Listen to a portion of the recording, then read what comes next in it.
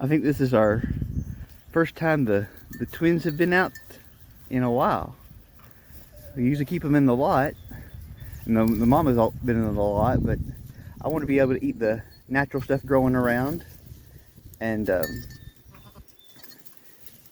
have them out here. But we don't have the mama tethered so that the babies don't get tripped up in it and so it doesn't hurt her udder as she tries to step over it. But since the other two goats are tethered, she's more likely to stay here. Plus her babies can't go far anyway. I didn't tell you this yet, but we got them dehorned today. Yeah.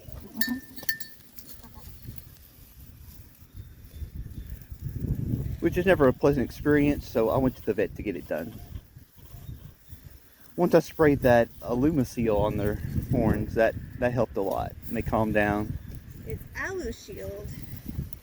I'll post a link for it in the description below. Poor little things, their hearts were racing.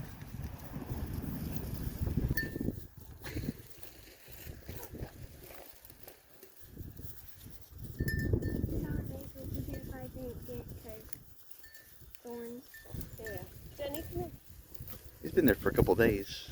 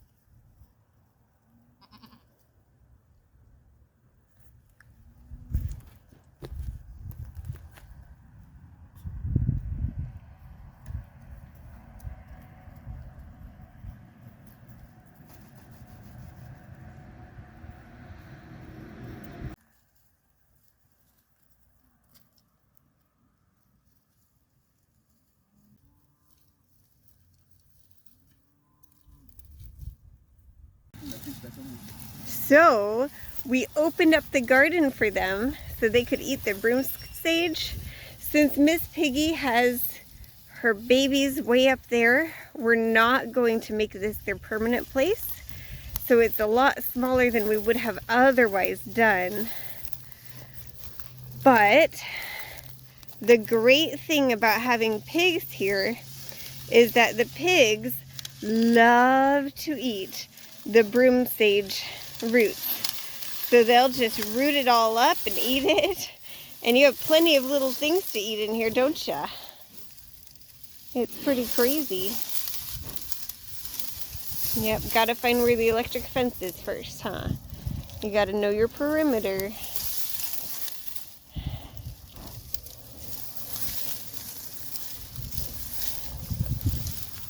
But last year we tried to do a garden here and it was just pathetic. I mean, I had a broken leg and then on top of that, like most of this stuff that you see in there is Johnson grass.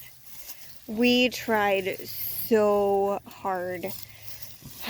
I'd hobble out there with clippers and try to clip the weeds around my plants, because if you clip it close to the roots, then they lose energy and whatnot. But that was horrible. That was a horrible process. And obviously you can tell just how horribly it worked, because right now they're sniffing around the corn that we had planted. Oh, they're not sniffing around it. They're devouring it. You like that, huh?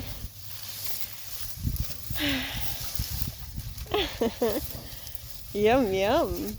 Oh, look. There's still even corn on there. I was just touching the fence. I'm glad that I didn't get shocked. When they head over somewhere else, I'm going to try to go in and get it.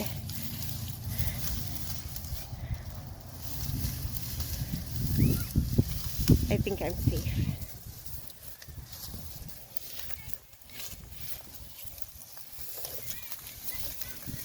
Now, I had no idea that our corn was productive because of all this super tall, like, look at how high this is. This is above my head here. I'm going to try to switch it around so you can see. So, you see how high this is above me? It's pretty crazy. Get that planter up. Yeah.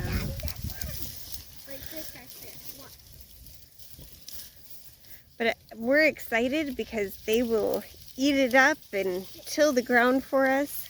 And as long as we don't leave them in here long enough that they can make beds, they'll be able to completely redify this garden for us. And then we'll show you what the process is after the pigs move on.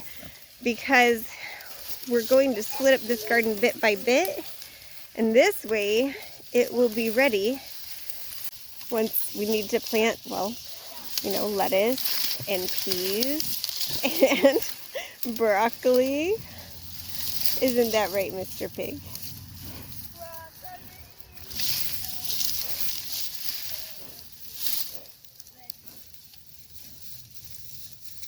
But this is connected all the way back to that barn. And then once those babies are either sold or weaned, we'll be able to actually cordon it off and move them bit by bit just to make sure they don't get those parasites. Thanks for being such good workers, guys. We appreciate it.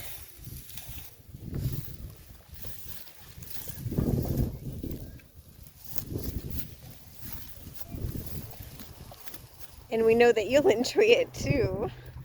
Nummy weed. Yum, yum, yum.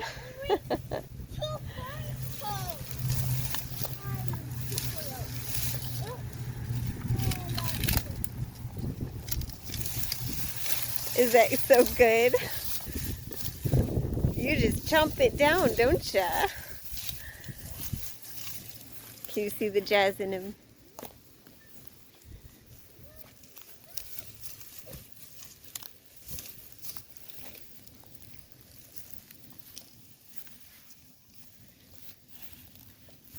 Oh, that's a connector, honey. Don't eat that.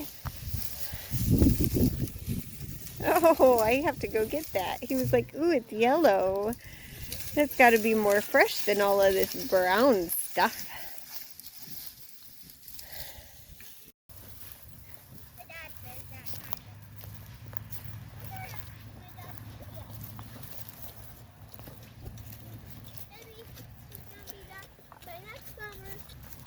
You two were thirsty, huh?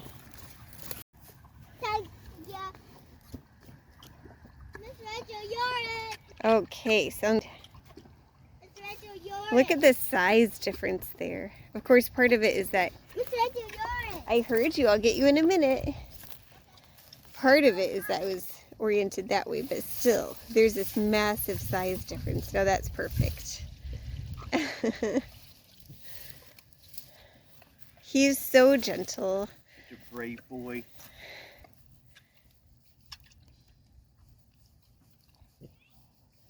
Brave boy for venturing through where the electric fence was. Don't lean on me. To where the new area is.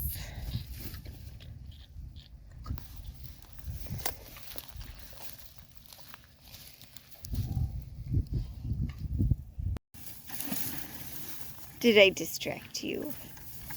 You can eat, it's okay.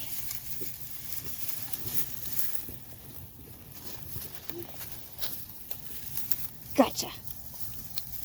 Got ya. Now you have to get me. Gotcha. Got ya.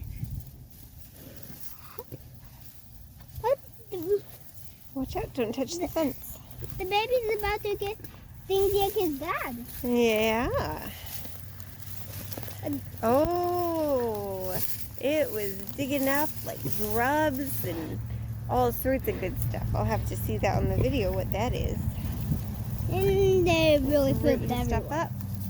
Not yet, they just got here. They will be able to get out, but Mr. Pig won't be. No. But Mr. Pig, that wasn't very nice. She's the one that found it. yeah, get away from her food.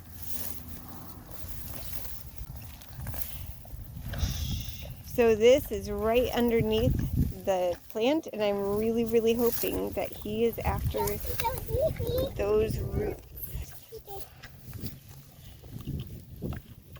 I'm really hoping he's digging up those rhizomes since it's right underneath the Johnson grass plant here.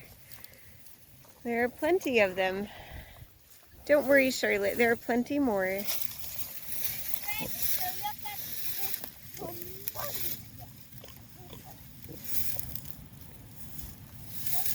I think so. You can see a few of them sticking out there, but he was enjoying those immensely. That's great. Hey Arthur, how many eggs do you think there will be today? 1 million. 1,000,000. 1 million. Okay, let's go see. So yesterday there were a dozen. Today I let them out super early, and I was afraid they would lay eggs There elsewhere. was 4. I was wrong. There are 4. It wasn't close. I don't know. We found this huge egg, and we know it's a duck egg, but this is even big for a duck egg. It is ginormous. It fills my whole hand. Yeah, and there's a chicken egg for size comparison. But we're going to crack it and see what is in it. And then we're going to feed it to the pig because it's cracked on the top. And So, on the bottom. we can't eat it. Oh, and on the bottom. This poor duck. Okay, let's see what's in it. Yep, you can tell it's a farm egg because it's super thick shell. Come on. It was a double yolked duck egg. Those are huge. Wow. It's an egg snowman. No, it looks like an egg. Because it has 2 rounds. What do you see?